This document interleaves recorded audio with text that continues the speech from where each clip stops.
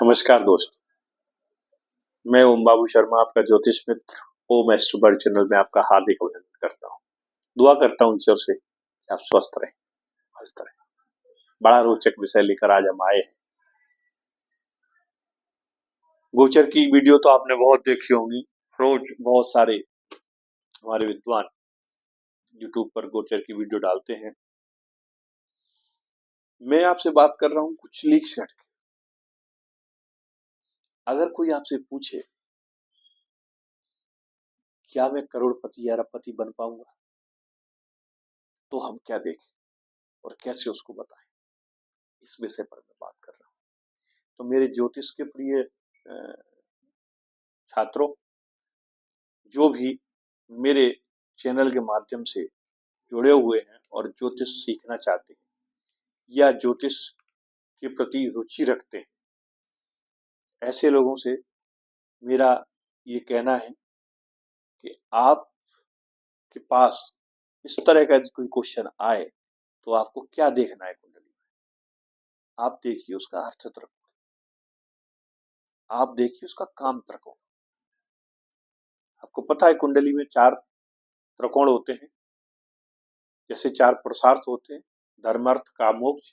इसी प्रकार से हमारे हॉरोस्कोप में भी 4 त्रिकोण बताए गए हैं। धर्म त्रिकोण, अर्थ त्रिकोण, काम त्रिकोण और मोक्ष त्रिकोण। ठीक है, मैं पहले भी अपनी वीडियो में बताता रहा हूं आपको, एक बार फिर से आपको रिपीट कर देता हूं। जो पहला घर, 5वां घर और 9वां घर, ये जो हॉरोस्कोप के घर होते हैं, इसको कहते हैं हम धर्म त्रिकोण।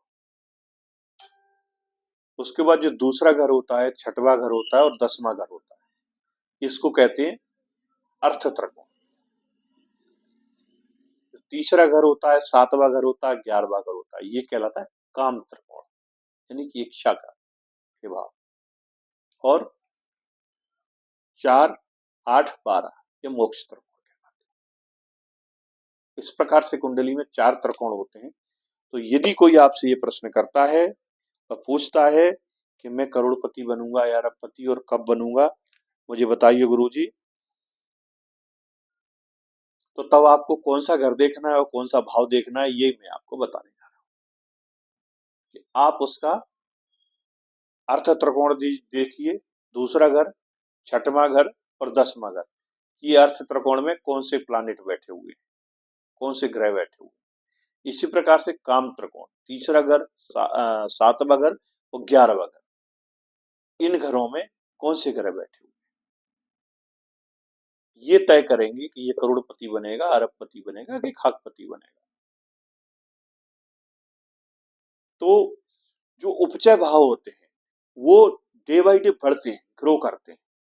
जैसे सेकंड हाउस है हमारा, है ना, हमारा 7th हाउस है, हमारा ये जो 11th हाउस है ना, ये उपचय भाव होते हैं, ये डे बाई डे ग्रो करते हैं। तो इनमें यदि ऐसे प्लानिट बैठे हैं जिनकी की चाल स्लो है या फास्ट है, ये देखना है। तो फास्ट चाल वाले प्लानिट हैं, जल्दी ग्रो करेगा। स्लो प्लानिट है तो स्लो ग्रो करेगा। उसके अलावा भी जैसे 6वां घर है तो यहाँ क्रूर ग्रह अच्छे परिणाम देते हैं, 8वां घर है क्रूर ग्रह परिणाम देते हैं, 12वां घर है क्रूर ग्रह अच्छे परिणाम देते हैं। लेकिन जो केंद्र के घर हाउस हैं, जो हमारे मूल त्रिकोण है, यहाँ सॉफ्ट प्लानिट ज्यादा अच्छा रिजल्ट देते हैं। धन भाव में यदि गुरु, शुक्र, चंद्रमा ये अगर बैठते हैं तो बहुत अच्छा रिजल्ट हमको मिलता है धन भाव से। 6वें में क्रूर ग्रह बैठते हैं, सूर्य हैं, मंगल हैं, शनि हैं, राहु हैं, ये बहुत अच्छे परिणाम देते हैं। इसी प्रकार से 10th हाउस में यदि मंगल बैठते हैं, सूर्य बैठते हैं तो बहुत अच्छे रिजल्ट मिलते हैं। राहु बैठते हैं। इसी प्रकार से 11th हाउस तो है ही लाभ का हाउस, वहां तो हर ग्रह बैठ के अच्छे रिजल्ट देता है, चाहे क्रूर हो चाहे शुभ ग्रह हो। तो इस प्रकार से आपको देखना है। 3rd हाउस है कम्युनिकेशन का हाउस है ना, छोटी मोटी इच्छा पूर्ति का हाउस है, या राहु बहुत अच्छे रिजल्ट करते हैं थर्ड हाउस। सूर्य भी अच्छे रिजल्ट करते हैं, मंगल भी कारक होते हैं थर्ड हाउस।